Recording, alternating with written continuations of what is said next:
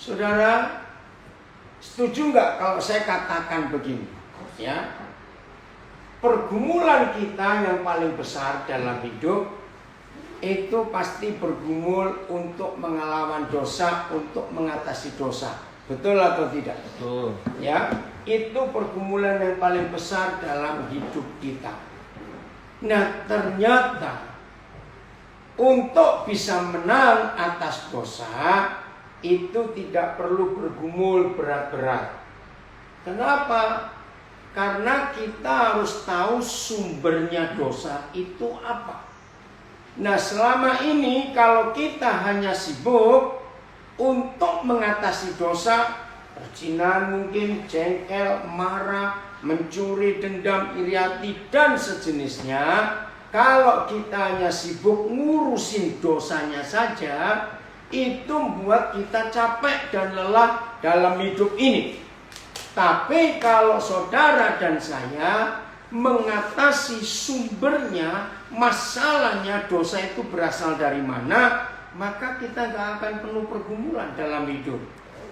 Jadi selama ini kita salah. Lagi sekali kesalahan kita adalah yang kita hadapi, yang kita urusi, yang kita lawan, yang kita perangi adalah dosanya.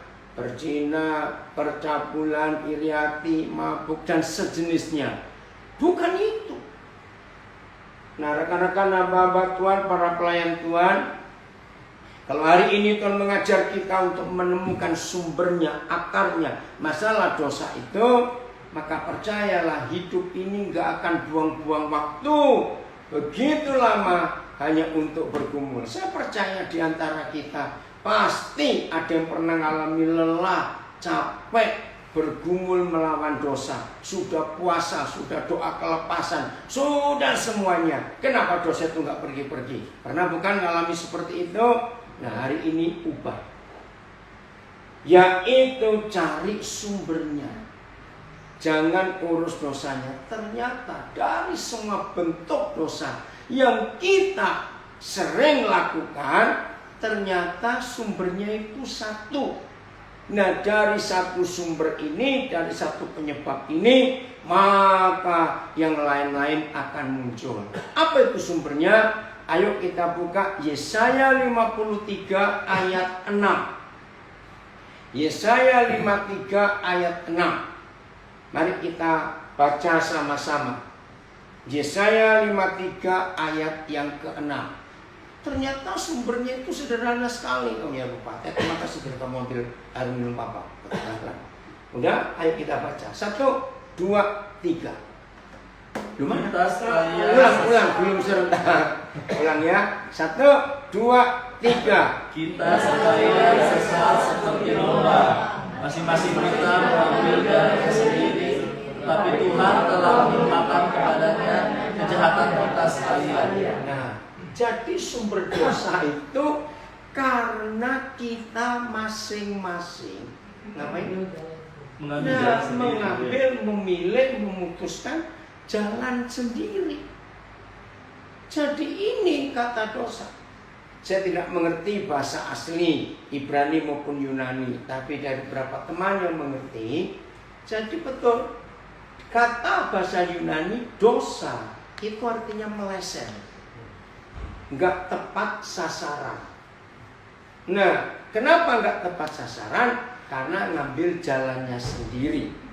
Saudara perhatikan firman ini. Maka kalau kita mau belajar menemukan sumber atau akar masalah dosa, hidup ini akan luar biasa.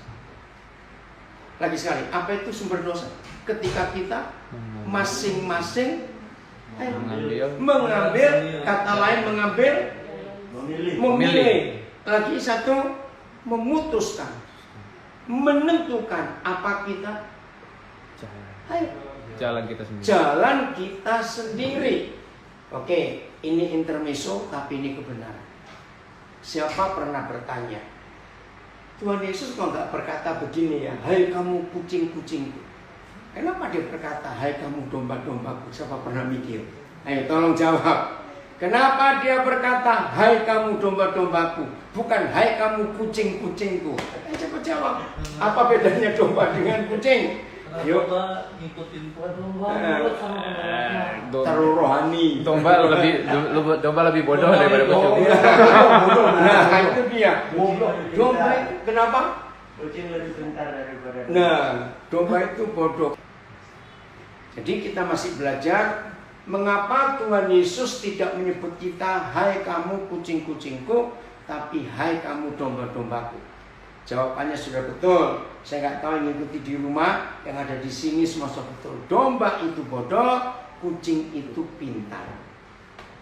Kucing itu perlu gembala tidak? Enggak. Nah jawab, kucing perlu pemimpin tidak? Tidak. Berapa kali kita pernah jengkel dengan kucing tetangga? Ya, terus kita buang jauh-jauh pakai karung. Kita belum nyampe, dia sudah nyampe duluan. Betul tidak? Itu kucing. Nah kalau domba, nggak usah bilang jauh-jauh, lepaskan 20 meter aja dari kandangnya. Dia sudah mbak tola-tola ini mau kemana?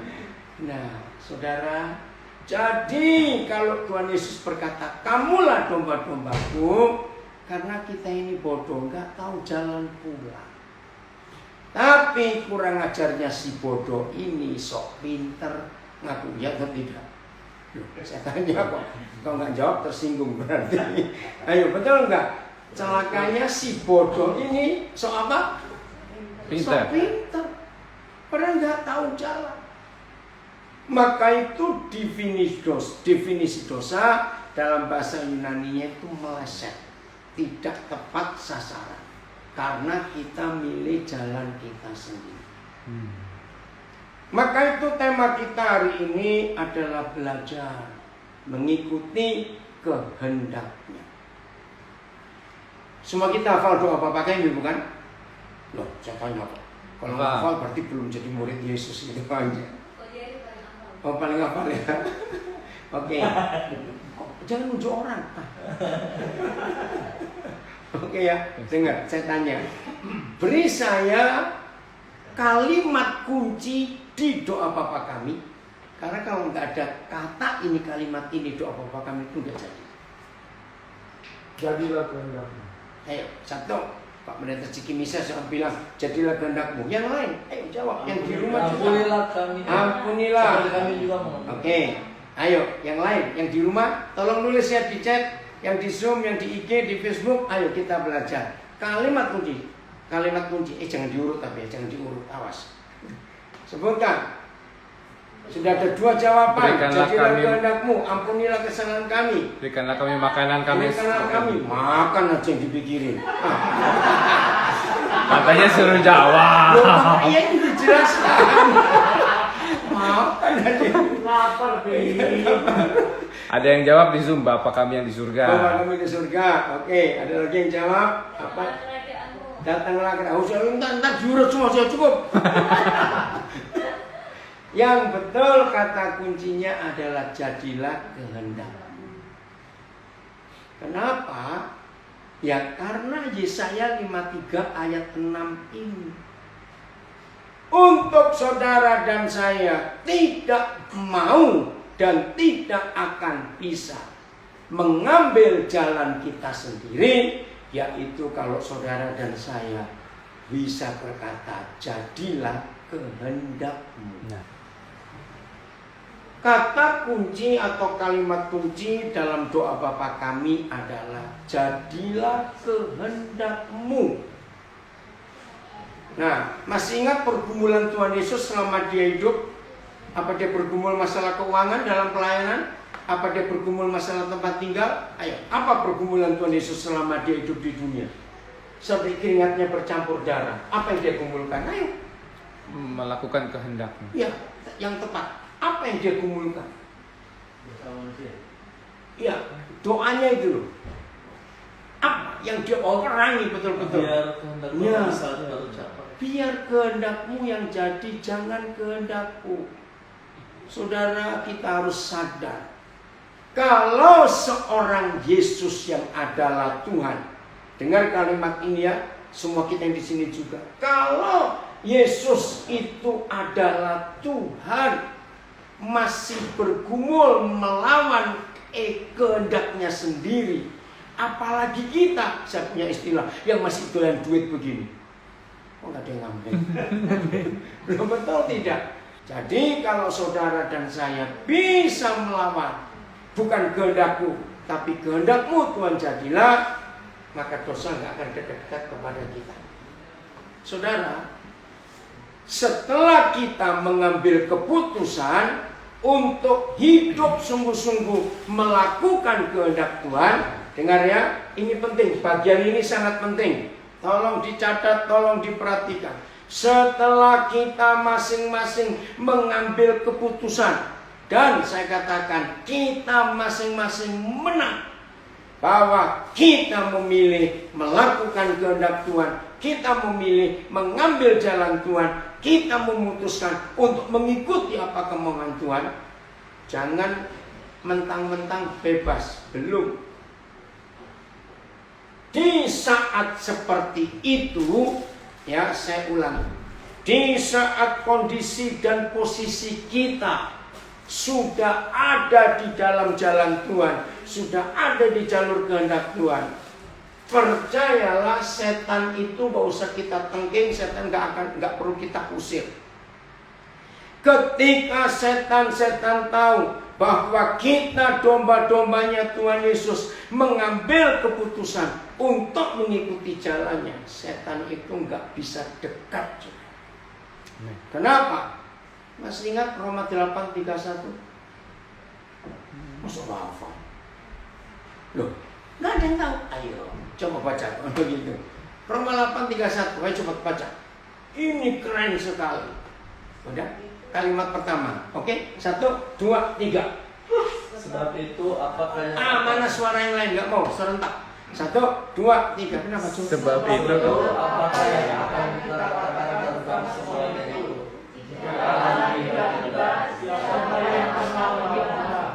Ini dahsyat sekali. Apa yang kita mau katakan tentang berapa hal? Lalu baca ayatnya. Apa yang kita mau katakan, kita diskusikan tentang berapa hal? Semuanya itu.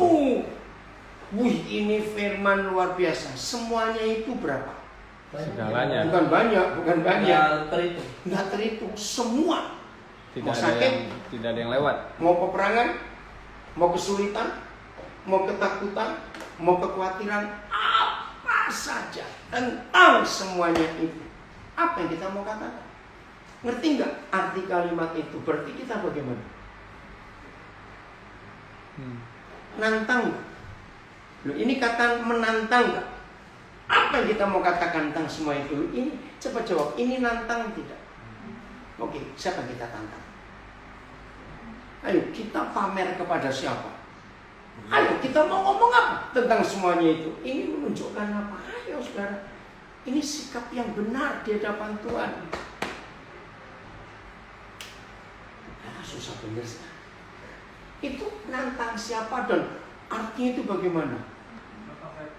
Nantang setan.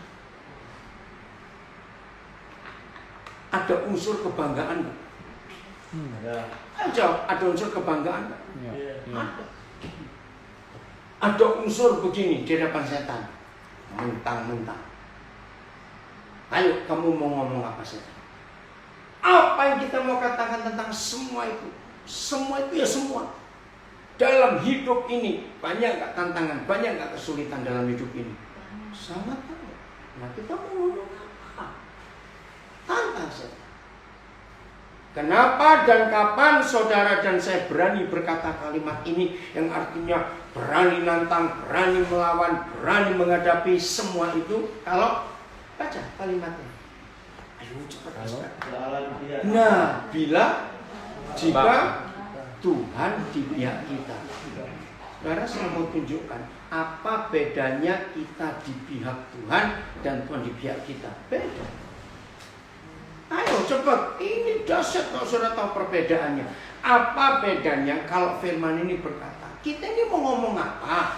Kita mau bicara tentang apa? Tentang semua itu. Kalau Tuhan di pihak kita. Stop dulu. Apa bedanya kita di pihak Tuhan dan Tuhan di pihak kita? Beda loh saudara. Bedanya di mana? Coba, baru makan pempek kok susah jawab sih orang-orang. Atau kurang pempeknya. Yang ikuti di rumah jangan ingin pempek ya. Hari ini kami makan pempek, enak sekali. Buatan mamanya David. Ini yang buat. Oh, mamanya David. Oh, makasih.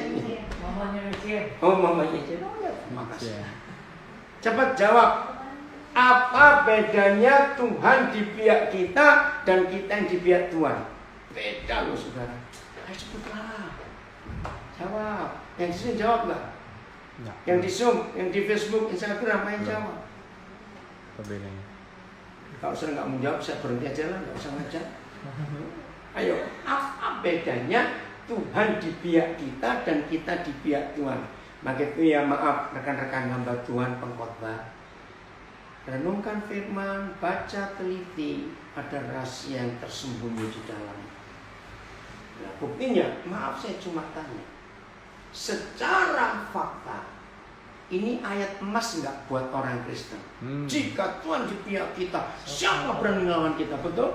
Sejak sekolah minggu ini sudah diajarkan. Betul? Betul. Nah, pertanyaannya, pernah nggak saudara menyadari ada perbedaan antara Tuhan di pihak kita dan kita di pihak Tuhan? Ada Di juga. Zoom. Kita menjadi satu katanya. Apa di? Kita menjadi satu. di Zoom. Kita menjadi satu. Kurang tepat. Kita di pihak Tuhan, Tuhan di pihak kita tetap tidak menjadi satu. Salah. Kalau kita di pihaknya Tuhan, Tuhan yang melindungi kita. Sebentar, kalau kita di pihaknya Tuhan, Tuhan melindungi kita. Lalu kalau Tuhan di pihak kita? Ayo. Tuhan yang nuntun kita. Tuhan yang nuntun kita. Beri yang lebih sederhana supaya orang bodoh pun ngerti. Itu loh maksud saya. Betul. Ayo, ayo. Nah, ini cara kita belajar mengungkapkan isi hati Tuhan. Kalau kita sebagai pengkhotbah contohnya nggak bisa mengungkapkan isi hati Tuhan, yang dengar kita malah bingung. Karena kita sendiri nggak ngerti kok, maaf. Beda saudara. Oke, saya jawab. Kalau kita di pihak Tuhan, belum tentu Tuhan mau pihak kita. Oh iya. Loh, iya tidak? Iya. Oke, kita ngomong, wih, saya ini kenal Jokowi loh, saya ini kenal Jokowi. Untuk Jokowi kenal dia. Pasti temanmu bilang, Pret, siapa lu kenal Jokowi? Tapi kalau presiden berkata, oh yang orang lahat itu, aku tahu. Ya. David. David lah. David, oke. Lu ngerti nggak maksud ini? Kita bisa ngomong, aku kenal Jokowi. Tapi itu belum tentu sebagai kekuatan. Karena kita kan bisa ngomong. Ayo semua kita bisa ngomong nggak? Kita kenal Jokowi. Betul. Bisa. Tapi ketika dia ngomong, wih, suatu hari saya ke Lahat, saya kenal seorang. Nah, berarti mana yang lebih bisa dipercaya? Jokowi ngomong. Saudara, Jokowi ngomong, coba renungkan. Saya itu kagum kepada firman itu. Apa yang kita mau katakan tentang semuanya itu? Ini negatif atau positif kata itu? Negatif, semua masalah, semua kesulitan, tantangan dulu yang gak enak pun dalam hidup kita. Mau ngomong apa? Jika Tuhan di pihak kita, jadi ini lebih kuat daripada kita yang di pihak Tuhan. Apa tadi istilahmu bagus tidak? Jika tadi kalau Tuhan di pihak kita, itu artinya apa tadi kamu ngomong? Ada komen. Ada Ada komen. komen dari Renaldi. Oh, apa? Saputra. No comment. Ada Tuhan komen. di pihak kita berarti dia selalu menyertai kita. Iya. Kalau di pihak Tuhan belum tentu di pihak kita. Ya, betul. Ini beda. Saudara, kita harus mempelajari ini. Ternyata sama. Kita lihat Keluaran 33 ayat 17. Maaf, ayat 16. Ya. Keluaran 33 ayat 16 tuh. Coba pelan-pelan kita baca. 33. Ayat 16. Ayo kita baca 1, 2, 3.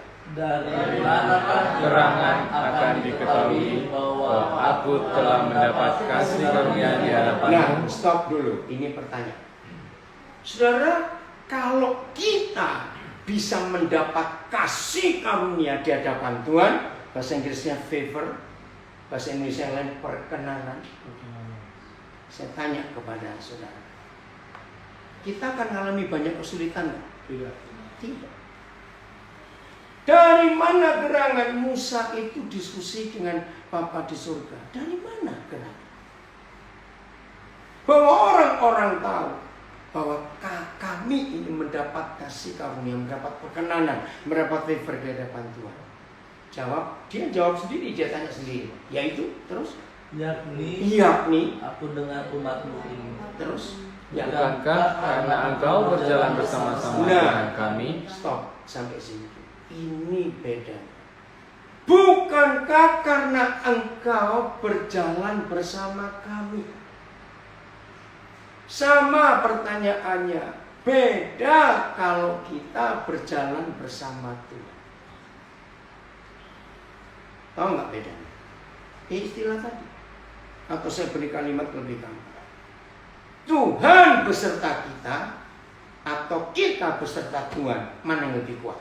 Tuhan beserta kita.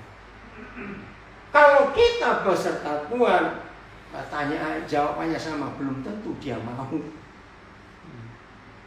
Betul tidak? Tapi kalau dia yang berkata, engkau beserta kami, ini beda. Saudara, semua ini bisa terjadi dengan satu sikap yang satu sama. Tuhan mengenal kita.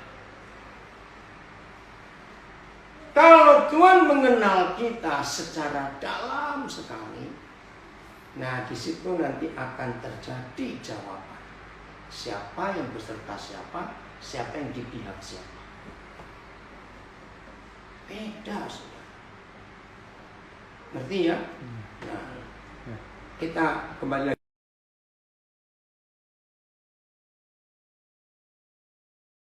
Kita mau katakan tentang semuanya itu.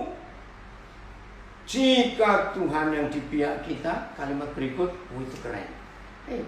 Roma 8:31. Iya, nggak usah ragu-ragu. Siapakah ya dapat melawan aku? Ayo coba renungkan. Kalau hidup seperti ini, akankah ada kesulitan yang bisa mengalahkan iman kita berjalan dengan Tuhan? Ada enggak? Tidak. Siapa bisa melawan? Saudara, ini hal yang luar biasa. Maka itu penting sekali saudara dan saya selalu belajar untuk mengikuti kehendaknya. Karena kalimat kunci doa Bapa kami apa tadi? Jadilah kehendak-Mu. Yang sudah menikah, kalau setuju jawab yang kencang dengan suara yang kuat. 90 sekian persen permasalahan yang terjadi dalam hidup keluarga kita suami istri, 90 sekian persen paling banyak. Itu pasti ketika masing-masing menuntut pasangannya untuk menuruti kehendaknya. Betul. Loh, betul tidak? Jawab yang sudah menikah. Nah itu dia. Maka itu ribut terus. Michael belum boleh, Michael. Sebentar lagi. Terus saudara, betul tidak? Bayangkan kalau suami ngotot, nggak bisa, kamu mesti nuruti kemauanku. Dia minta istrinya. Si istri nggak mau kalah, sama. Kamu juga harus nuruti keinginan. Saudara, disitulah hancur. Salah, baik kakak beradik kandung, baik sesama sahabat, sesama saudara, dalam komunitas, sama. Kalau masing-masing menuntut kehendak harus kamu lakukan. Nah yang dituntut mau nggak melakukan kehendak orang ini? Ayo mau nggak? Doa Pak kami, jadilah kehendak-Mu. Nah terjemahannya betul begini. Bapa kami di surga, dikuduskan nama-Mu, datanglah kerajaan-Mu, jadilah kehendak-Mu. Tolong dirubah mulai hari ini kalau berdoa. Jadilah kehendak-Mu supaya bumi jadi seperti surga. Saya tanya kepada saudara, yang kita lihat fakta sampai hari ini dan hari-hari yang kemarin, bumi seperti surga atau seperti neraka? Nah, cuma ada satu di antara dua loh saudara. Enggak ada bumi seperti pasar, enggak. Cuma ada satu di antara dua, seperti surga atau seperti neraka. Nah, bumi akan jadi seperti surga. Itu yang menentukan adalah murid-murid Tuhan Yesus, anak-anak Bapa di surga, yaitu kita para dombanya ini. Kalau kita tidak memilih, mengambil keputusan, mencari jalan kita sendiri. Coba ini pakai istilah astrologika. Orang hidup itu berjalan atau tidak? Ya, orang lumpuh pun berjalan pakai kursi roda. Ya, nama hidup itu kan berjalan. Ada nggak orang berjalan tapi tidak di jalan? Aneh. Ayo, bukan aneh, ada atau tidak? Ada nggak orang hidup itu berjalan tapi tidak di jalan? Loh, kok Ada ada? Ayo, wih, berarti nggak pernah mikir selama ini. orang lumpuh di rumahnya. Bukan, jatuh jalan. Gimana kok? Berjalan. Ya itu tadi. Contohnya dari Lahat mau ke Linggau. Sudah jalan, ada jalan toh. Dibangun sejaman Belanda mungkin. Tapi ada orang nekat. Jalan masuk kebun teh, masuk hutan, jalan sendiri. Loh, berarti jalan di jalan itu tidak orang ini? Iya. Tidak. Nah, itu Yesaya 53:6 tadi. Di dunia ini tidak ada seorang pun pribadi yang pernah berkata, akulah jalan selain Tuhan Yesus. Itu dia. Maka kalau saudara dan saya tidak jalan di jalan, berarti kita ambil jalan sendiri. Renungkan kalimat. Jalannya sudah ada. Siapa dia? Yesus. Tuhan Yesus, akulah jalan. Wah, kaget semuanya. Terus saya bilang, coba tenang, nggak apa-apa. Kita bersyukur. Ada saudara kita mau belajar. Tiba-tiba dia memberi pertanyaan yang buat semuanya kaget. Agama Kristen Katolik itu agama paling egois sedunia. Loh, saya kaget. Terus saya tanya kenapa? Dia ngutip ayat itu. Karena ada kalimat, dan tidak seorang pun akan masuk surga kalau tidak lewat. Nah, kan ini egois. Kalau dipikir betul tidak bisa. Loh, dia tanya, lalu yang lain bagaimana? Belum pernah saya seumur dapat pertanyaan seperti itu. Terus saya bilang pada dirinya, ya kamu yang jawab. Nggak bisa, itu jatamu kok. Oh, sambil dia orang ini nyerocos, saya berdoa, apa-apa beri saya hikmat, beri saya hikmat.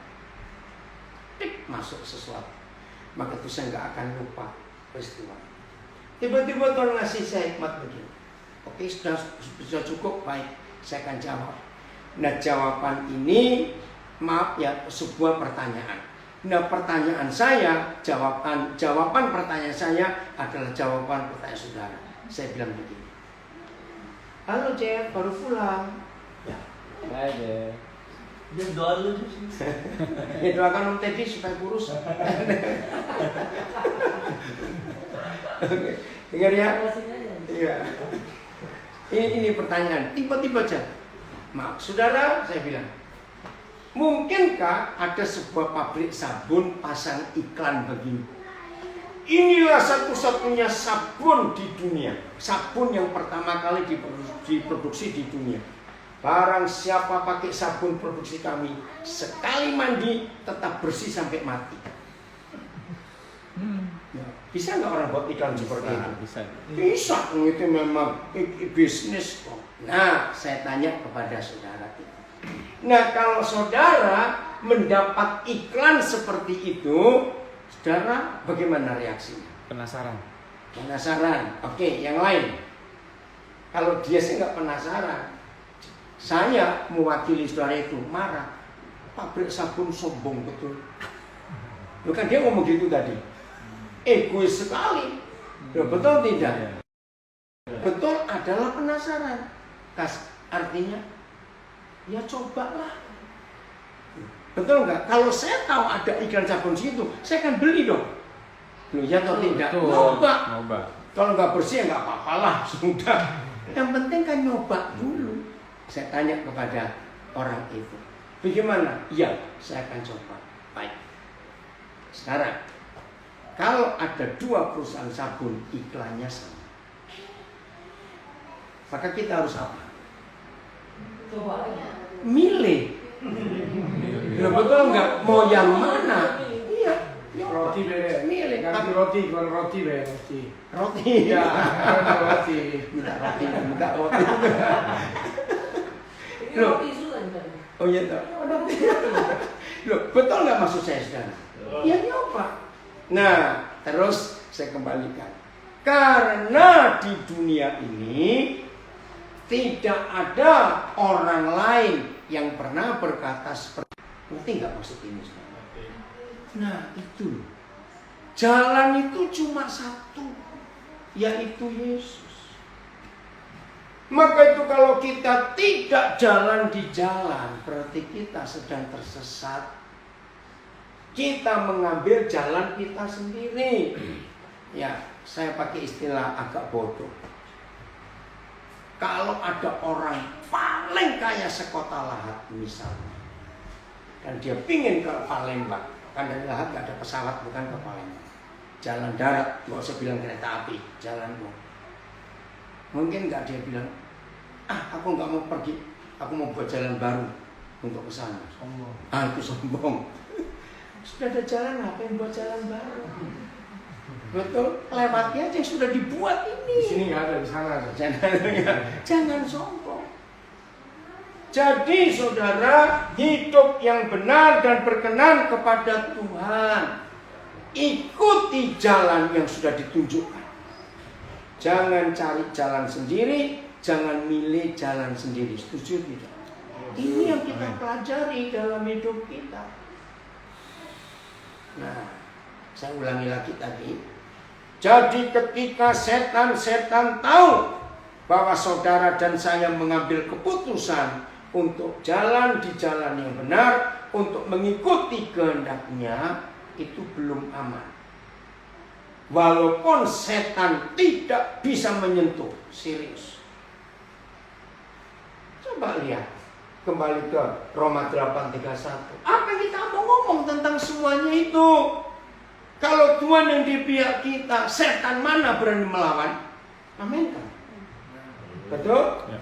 Nah, tapi masalahnya, setan tidak berani menyentuh kita yang ada di jalur kehendak Tuhan. Katakan amin. Amin. Tapi setan bisa mempengaruhi kita untuk keluar jalur. Betul atau tidak? Bisa nggak kita dipengaruhi untuk keluar jalur?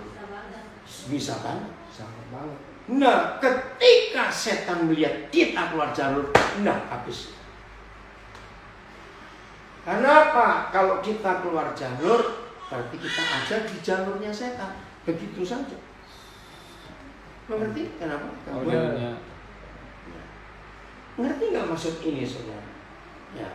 Contoh, kita buka Yohanes 20 ayat 27. Ya, Yohanes 10 ayat 27.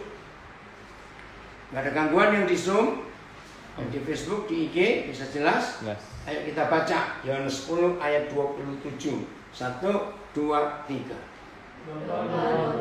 Mendengarkan suaraku dan aku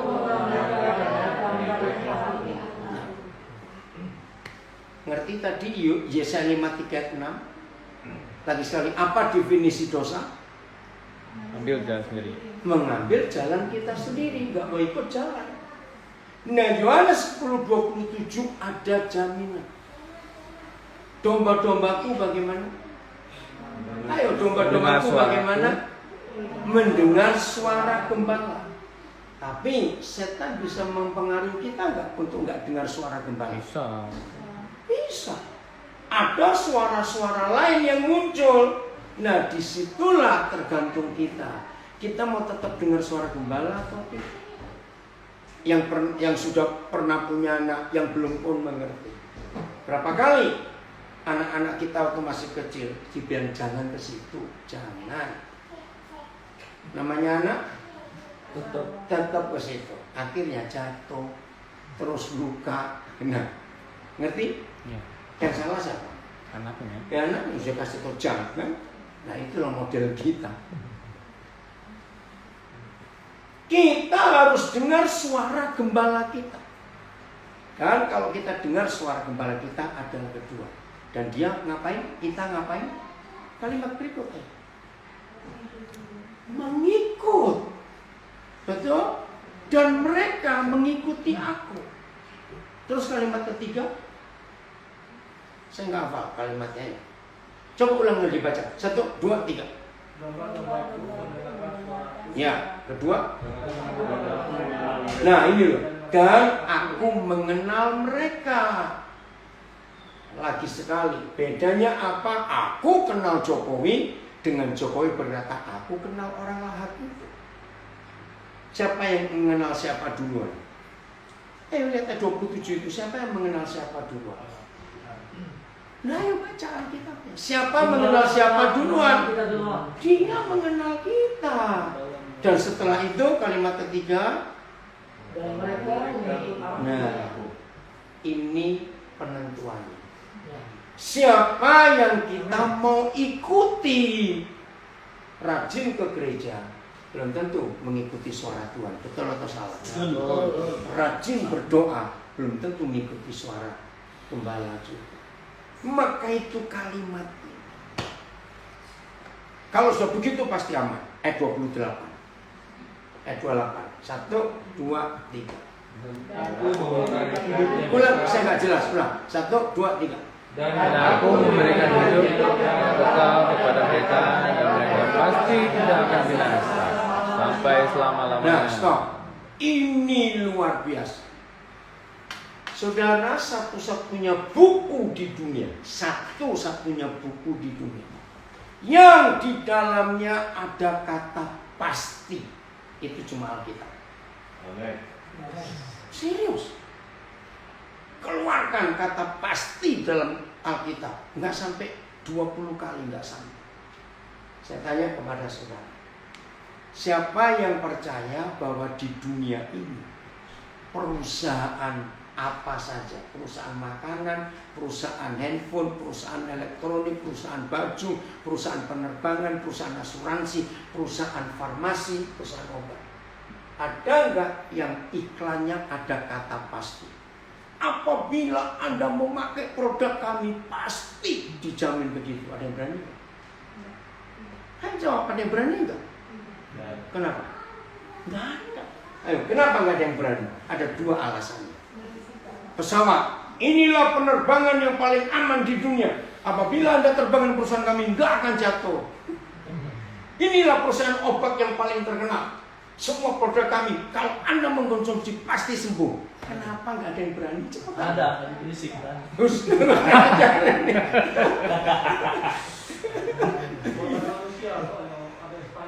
Ada expirednya, kurang tepat. Ada 2 alasannya. Gak ada yang bisa jamin. Iya, nggak pasti, nggak ada yang bisa jamin. Artinya begini, takut dituntut. Betul tidak? Kalau dia berani nambahkan kata pasti, dituntut. Nah, yang kedua, kenapa? Karena yang buat sendiri masih ragu-ragu. Loh, betul tidak? Loh, yang tidak terjawab. Betul, iya. Saya pinter-pinternya orang pinter. Buat sesuatu berani pakai jaminan? Pasti ya, coba berani. Loh, sepinter-pinternya orang jenius berani produknya pakai kata pasti? Enggak berani. Atau di Facebook bilang takut dituntut. Takut dituntut, betul. Maka itu saudara, hanya Tuhan Yesus yang berani berkata pasti. Wih, ini luar biasa. Maka itu kalau ada di antara kita masih meragukan Tuhan, Tuhan itu kecewa dan sedih. Saya beri contoh, ya. Papa mama perhatikan. Satu-satunya hal yang anak kita buat dan itu sangat melukai kita, Waktu kita siapkan makanan, anak itu tanya, "Ma, ini bersih nggak masaknya tadi?" Loh, betul tidak? Iya. Loh, jujur, mama papa kecewa nggak? Jauh. Loh, masa kamu nggak percaya sama mama?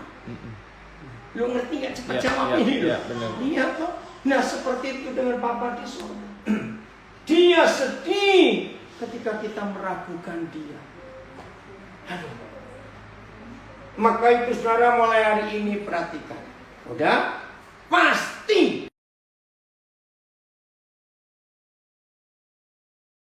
sampai selama-lamanya. Terus kalimat berikut. Nah, pelan-pelan. Ini kalimat penting. Dan seorang pun wih, hebat nggak jaminan ini? Dan tidak seorang pun dapat merebut mereka dari tangan Yesus. Amin. Tapi tunggu dulu. Bisa nggak kita sebagai anak yang digendong nakal terus melorot lari? Bisa. Lu jawab cepet. Bisa. Lu bisa tidak? Sering. Nah itu. Maka itu saya ulangi lagi. Kalau setan tahu saudara dan saya ada di dalam kehendak Tuhan, setan nggak berani ganggu. Tapi setan bisa goda kita untuk untuk mengambil jalan sendiri. Walaupun firman ini jelas dan tidak ada seorang pun bisa merebut mereka dari tanganku. Dahsyat nggak firman ini? Tapi pertanyaannya, kita bisa turun nggak dari gendongan Tuhan? Namanya anak. Bisa. Jawab bisa tidak? Ke distract. Bisa.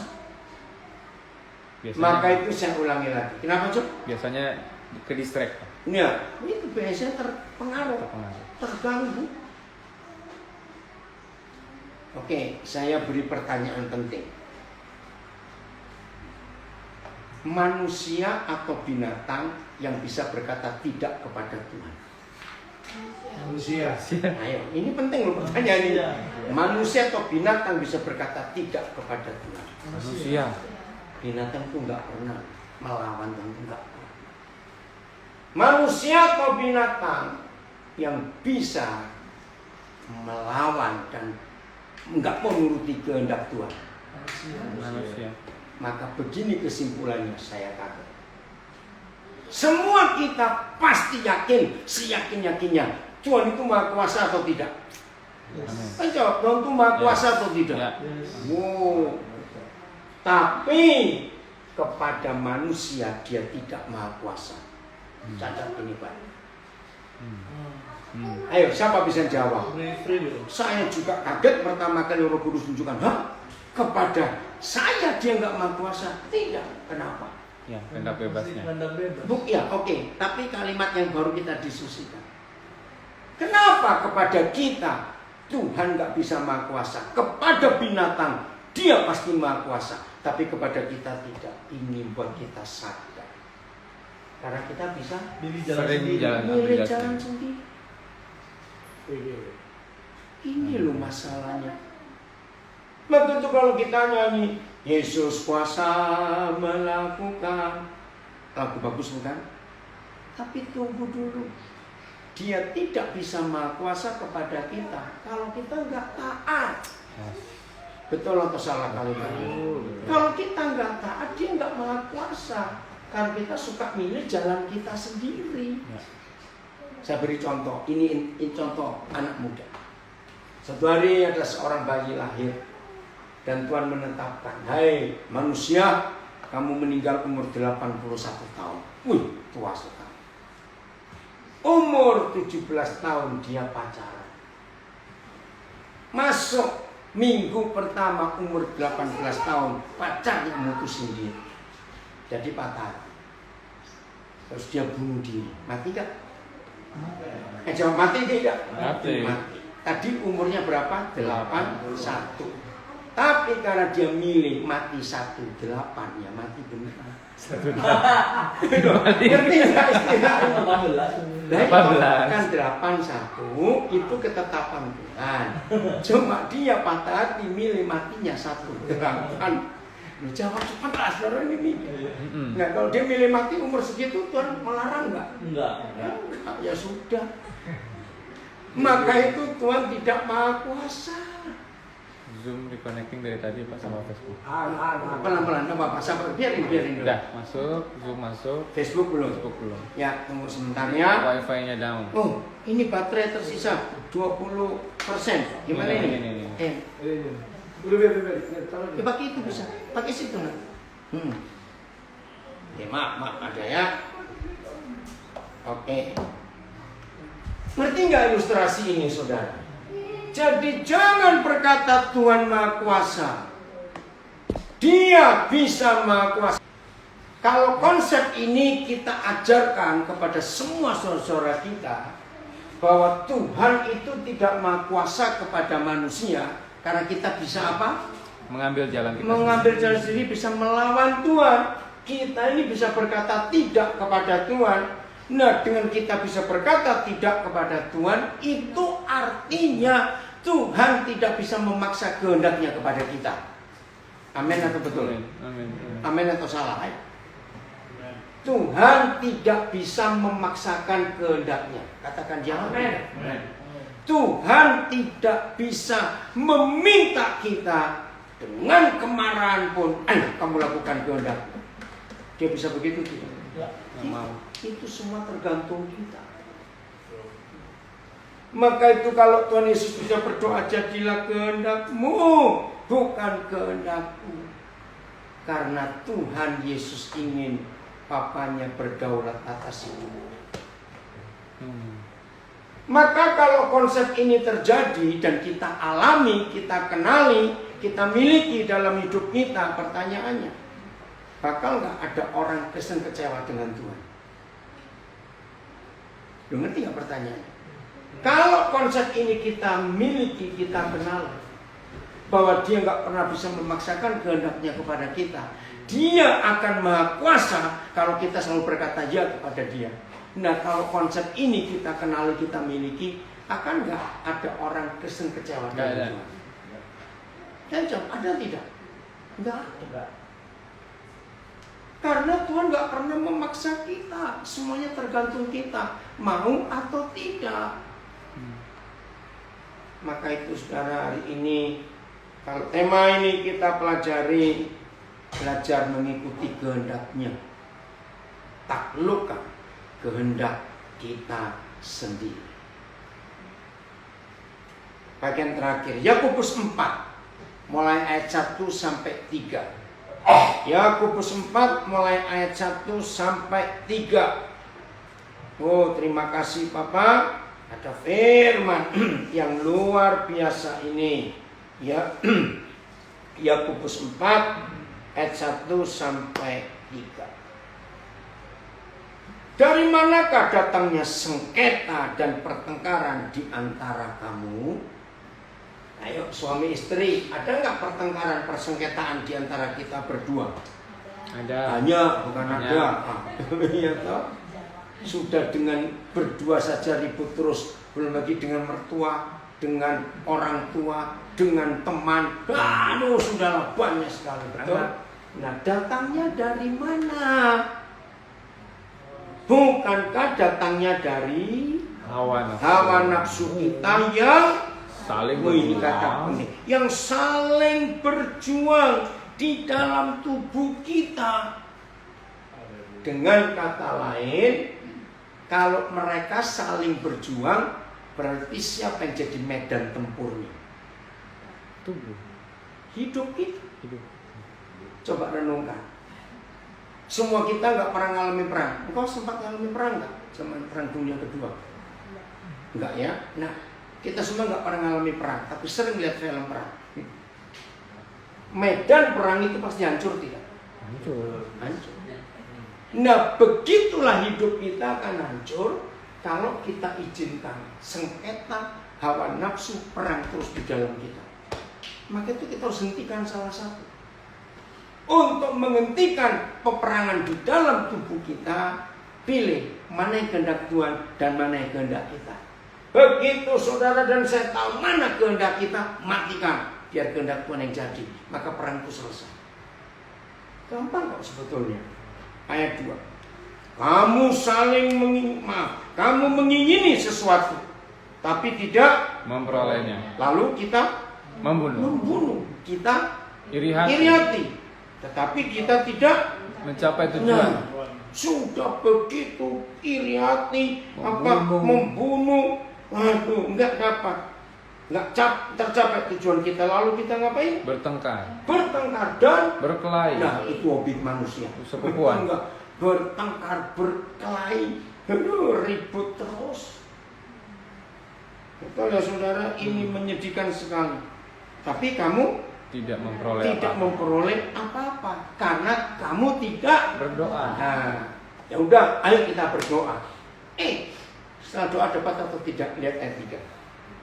Atau kamu berdoa juga, tetapi Kamu tidak menerima apa? nah, terus bagaimana dong? Berkelahi sudah, sengketa sudah, mau bunuh-bunuhan sudah, iri hati sudah. Oh, enggak berdoa. Oke, sekarang kita berdoa. Enggak dapat juga. Kenapa? Karena salah berdoa. Karena kamu salah berdoa. Salahnya di mana? Enggak Doa bisa. kita isinya apa? Sebab yang kita minta itu hendak kamu habiskan untuk memuaskan hawa nafsu. Jadi kehendak kita lagi. Maka hari ini kita belajar ikuti kehendaknya. Rabu pagi kemarin belajar, ya, Toto dia nulis begini, ego, tentang ego, aku. Dia nulis, wih, ternyata ego itu lebih setan dari setan. Saya belum pernah dapat istilah itu. Ngerti enggak? Jadi ada setannya setan. Siapa itu setannya setan? Ego. Aku. Tersinggung, sombong. Itu setannya setan.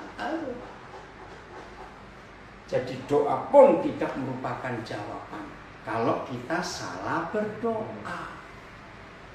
Nah, yang benar bagaimana? Ayat terakhir 1 Yohanes 5:14. Buka. Kita belum selesai juga. 1 Yohanes 5:14. 1 Yohanes 5 ayat 14. Itu yang paling sedikit ya. 1 Yohanes 5 ayat Iya, 14. 1 Yohanes 5:14. Ayo kita baca sama-sama. 1, 2, 3.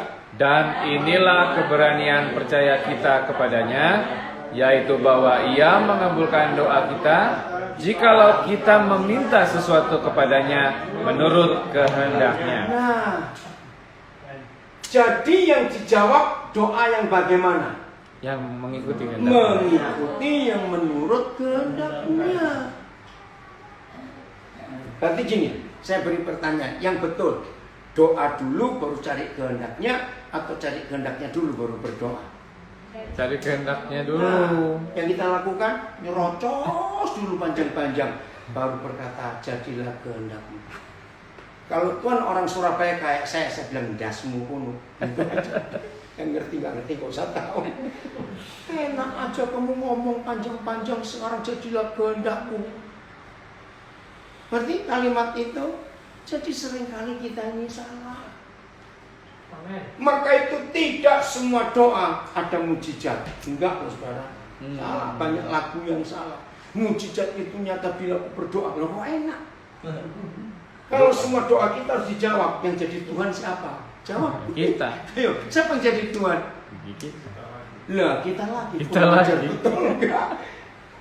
Jadi, maka itu saya suka lagunya Sari. Berdaulat atas hidupku. Terus kan berserah. Engkaulah Tuhan, engkaulah Raja. Itu doa yang benar.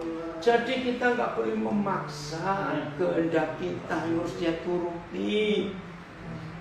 Jadilah kehendakmu untuk apa saja. Renungkan kembali ayat-ayat yang kita sudah pelajari hari ini, dan hidup itu dalam hidup kita, maka keluarga aman, sejahtera, hidup itu indah. Jalanlah di jalan, jangan jalan yang bukan di jalan. Ya, ayo. Percaya Roh Kudus akan tolong kita melakukan kehendak Tuhan ini. Amin. Pasti. Haleluya. Pasti, Tepuk pasti. tangan buat diri sendiri. Amin.